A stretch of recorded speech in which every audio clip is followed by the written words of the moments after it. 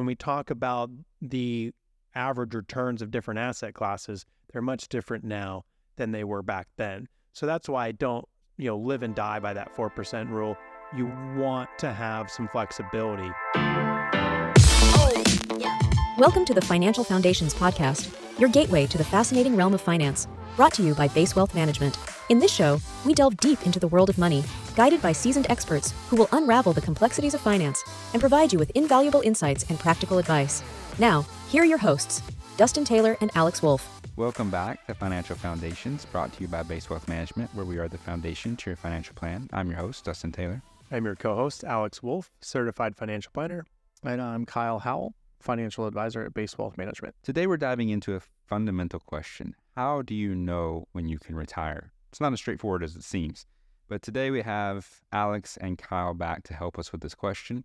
Alex, let's start with the basics. How does one determine when they can retire? It's a loaded question. And it's different for everyone because everyone is different. We don't all work the same job. We don't all spend the same money or live the same lifestyle. So there's many different inputs that can determine when you're ready to retire. You may never be ready, and it may not even be a financial reason. It might be you just that's not the right lifestyle for you, or you just have a job you really like, or it's really fulfilling. So there's many different inputs and reasons why you may or may not be ready. Before we dive in further, let's unpack this a little bit. I want to talk about a phrase that I hear all the time, and that is that it's better to retire to something rather than from something. Kyle, can you explain that a bit? All right. So yeah, I've had a similar question to clients, and I asked them. I said, what does a typical day look like for you when you do retire? And I get all kinds of answers, and I'll just specifically, we want to go travel, we want to go spend time at the beach with our feet in the water. I want to go spend time with my grandkids. I want to be on a cruise ship, at least once a month. I don't want to quit working. I want to go do something else. I want to stay busy. I want to go fishing. There's all kinds of things that you can retire to, not necessarily retiring from, a career at one company or something like that. I agree. And that can be some of our questions that we ask clients when putting together the financial plan. It can be difficult for us and the client when they don't know what they want to do. One, it's difficult for us to put a spending number on what kind of type of income are they going to need when they don't know, and they don't know how they're going to fill their time. And one, it can be deteriorating mentally for your health if you don't have anything to do. Right. And then two is, from a spending standpoint, you have too many people that are afraid of leaving that paycheck life and have to start spending to create that income. They've got their assets they've got to create an income from, but they're afraid to do it. Right, because it's foreign. They've never drawn money from an IRA or 401k. They've gone from saving and putting money into the account to now having to pull money out of the account, and it scares a lot of people. So it's important to know what you're going to do in retirement. What if you're, maybe you're financially ready and you're not emotionally ready? Do you ever recommend that people maybe take a practice retirement? They go to work from full-time to part-time. Sure, yeah. I mean, the first thing that you can kind of educate them or counsel them on is, well, what do you find fulfilling? What do you find fun? What have you always wanted to do? It could be reducing your hours to try to find that hobby that you've always wanted to do, or find yourself. I don't know. I mean, it definitely is a big part of thing when if you're working 40, 50, 60 hours a week for 40 years that you didn't really have time to discover activities that you enjoyed outside of work, maybe outside of your family time or spending time with your kids or grandkids. So yeah, use up that PTO. You're not going to take it with you. The reason why I bring this topic up and I ask this question is because I think that the way that the industry is built is not only is there the wealth management aspect of everything, but people are more and more becoming reliant on advisors and planners to kind of be like wealth coaches and find out, what they want to do when they retire, whether that's running that by you and seeing like, can they afford that lifestyle? Can they afford to do that hobby or whatever? And advisors are going to be way more involved in that now and in the future, I believe.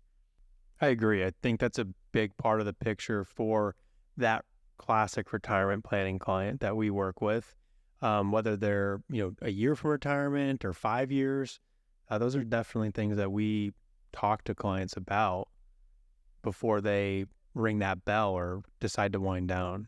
So bringing it back to the financial side of things, what are some of the key aspects we should consider when determining if we can retire?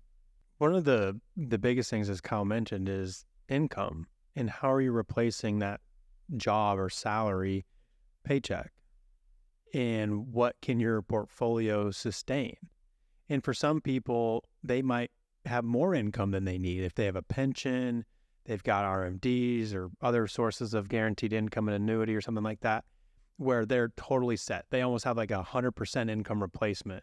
But for others, that is not common, where they actually need an income strategy or plan for how to withdraw money from their accounts. They're going to have taxable accounts, retirement accounts, maybe some Roth IRAs, and you want to construct their income to keep them in a low tax bracket if possible, which helps when you've got multiple sources of accounts and different taxability of those accounts, and then what they can sustain. And we use software and programs to show them based on the assets that they've saved in each of those buckets and how their assets are invested. The investment side of things is a big piece of the puzzle. What can they sustainably live off of? Especially as people are living, longer and longer due to many factors in healthcare. And we can show them what type of income we can generate from their portfolio and how to take it in, a tax efficient manner.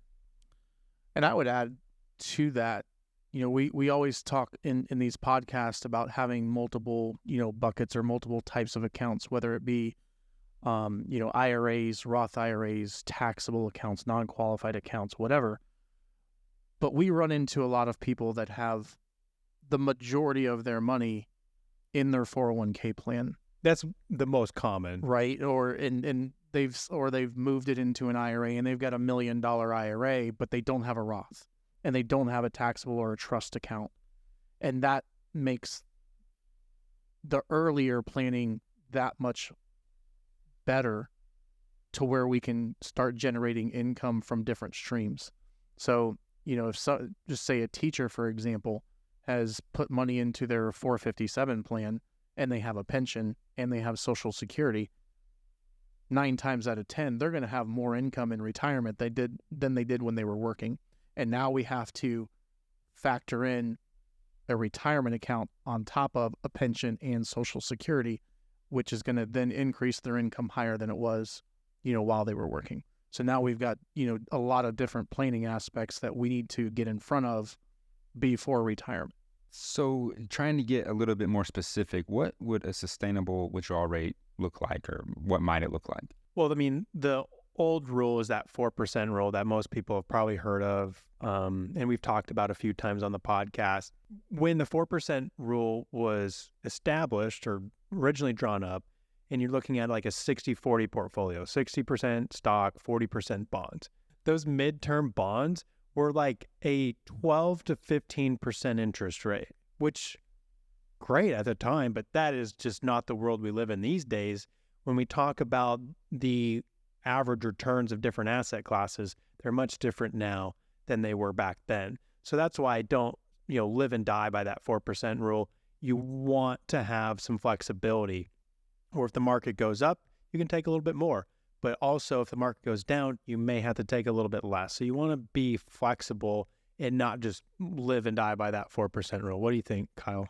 I tend to, in the past, when I've built my own portfolios, tend to create as much dividend income as possible, whether that's, 4 or 5%. These days, that 4 to 5% we can do. We can do that very easily in the environment that we're in right now, we don't have to worry about potentially running out of money at that 4 to 5% interest rate. But when rates 10 years ago were 2 and 3%, that 4% rule was very tough to follow. So again, being flexible and making sure that you can withstand the ups and downs of the market if you don't have those guaranteed, income streams, whether it's pensions or annuities. You got to have that flexibility. You got to be able to withstand those storms. So to summarize, the 4% rule is a good benchmark, but there are other approaches out there, such as the guardrails approach, which we've touched on before, and that it just allows for a more dynamic withdrawal strategy. What about projecting future financial needs? How can retirees plan for the future? The biggest thing that we utilize is our planning software and Monte Carlo simulations to show clients what their essential future income needs are when factoring in inflation and the rate of return of their assets that they have. In the software, there's also things that you can show clients or demonstrate if the Tax Cuts and Job Act sunsets like it may here in a little over a year and a half. In the planning software, you can show them what an increased rate of inflation does to their portfolio, which is something we recently had to introduce, a higher inflation rate in a financial plan where the last 20 years we were using 2%, which more than covered what we were averaging during that time period. But as we all know, inflation as of the last 2 years was much higher than 2%. We are, obviously working on getting it back down, but we bumped up the average inflation for retirees over the next 20 years to 2.5. And when I cannot state enough how big of an impact that had on people's probability by increasing it a 0.5% for 20 years, it dropped some people's probability of success by 10%, which is astounding. So it is very critical that the government works on getting inflation back down and we don't have stagflation, because that will be detrimental to many retirees who are on a fixed income or they're withdrawing from their portfolio. So how do market fluctuations affect retirement planning? The biggest one is sequence of returns. So we've talked about this on previous podcasts as well. If you retire at a point in time where the market is starting to go down versus you retire in a down market as the market's starting to go up, you're going to have two completely different scenarios by the time you're 80, 85, 90 years old. The person that's retiring in a peak market where it's about to start to go down is more than likely going to run out of money versus somebody that's retiring into a market that's about to start going up again. And that's the sequence of returns. So you have two completely different scenarios based off the same retirement age and the same life expectancy. Yeah, so in that example, if person one is retiring and the market drops 20% and they're withdrawing 4 or 5% that year off of a portfolio that's worth 20% less than person two, when they retire, the market's up 20%, wildly different outcomes. So that sounds complex, but the Monte Carlo analysis that you mentioned earlier can kind of account for these fluctuations, right? Yeah. So in the Monte Carlo simulation in the planning software, you can show clients how their portfolio would have reacted during certain time periods of the market. Show them what it would have been like to retire with their assets right before 2008 or right before 2001. And a lot of it is easing the pressure. They can say, okay, no problem. You can handle that. Or they can say, I can't stomach that. And that might trigger you to say, well, we might need to adjust your portfolio based off of your risk tolerance. Or we might need to work a little bit longer. Yeah. Unfortunately. Monte Carlo analysis is pretty comprehensive. Is it enough on its own? It is, but it isn't. If you see someone who's got a 99% probability of success in the Monte Carlo, you're like, either we're not capturing everything or you need to adjust your lifestyle. Maybe you're not spending enough, Or if it's really low, say it's 50%, that might trigger us to say, okay, what can we do to boost your probability? But at the end of the day, we want to make sure that they're able to maintain the quality of life that they have while working during retirement. So it's just one of our tools we use. So in summary, what do retirees need to focus on to ensure that they can retire comfortably? The biggest thing is knowing your goal and then starting to kind of fill in behind it with how much income you're going to need, how much income can your portfolio support, working with a financial advisor or financial planner that can help with these scenarios, because everything is getting more complex in the world we live in. There's tax considerations, there's income considerations, insurance, all these items that go into a financial plan, and continue to run those Monte Carlo simulations to understand like if we need to make adjustments based off of increased inflation, or did my portfolio go down 20% this last year, like in 2022? There may be things to consider now that you want to plan for in the future. In one of Kyle's examples, he talked about that teacher. And the more time you give your advisor or planner notice, the more solid your plan will be. And I was getting ready to say that, we definitely need time. This is not something that you can come to me in 6 months, hey, I'm wanting to retire 6 months from now. No, we need, typically we need a few years to start making adjustments, preferably 10 years. I would love to see somebody in their early to mid 50s come into me versus somebody that's in their early 60s saying, I'm ready to retire now. What can we do? So having that longer term plan is best. So definitely, seek, if you don't already have somebody, seek somebody out while you're in your late 40s, early 50s and start putting a plan together. Not to be cliche, but you don't build your house overnight.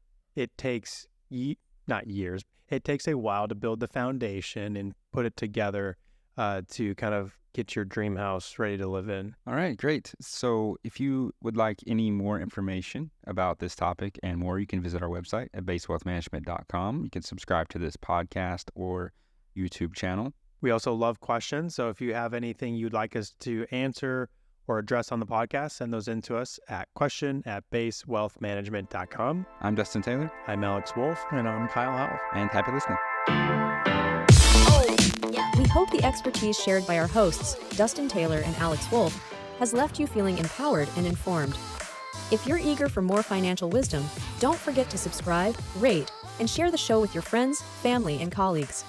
Until next time, stay sharp in the world of finance.